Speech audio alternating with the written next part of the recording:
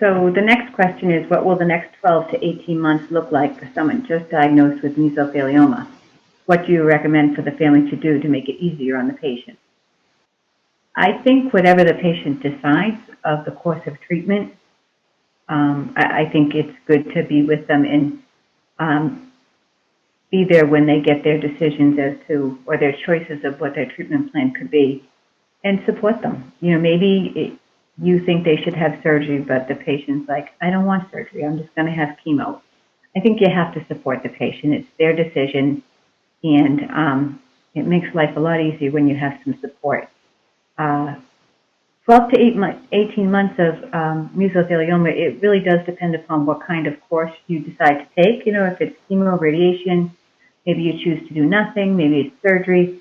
That road looks very different with every different option that is available.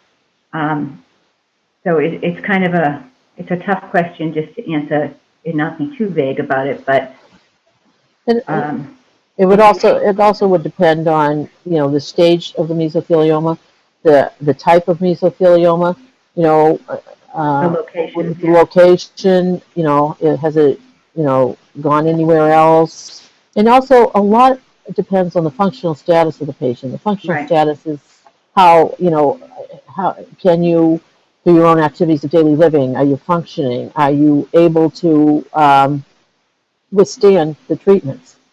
And I guess that also brings up the point about the next 12 to 18 months is going to look different for every single mesothelioma patient, because every single mesothelioma is different, and that's what the doctors have discovered, that every tumor has its own characteristics. Every tumor has its own almost like identifiers, like a fingerprint. So everybody's situation is unique, and right. Everybody's treatment plan is going to be unique, because maybe you have some other medical issues that the next guy doesn't have. So all that has to be taken into consideration.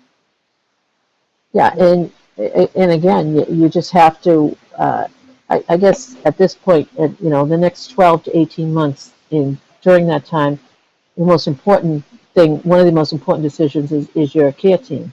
You have to have a team that you can work with. That you're all working towards the common goal that you feel comfortable with. That understands your wishes and goes from there.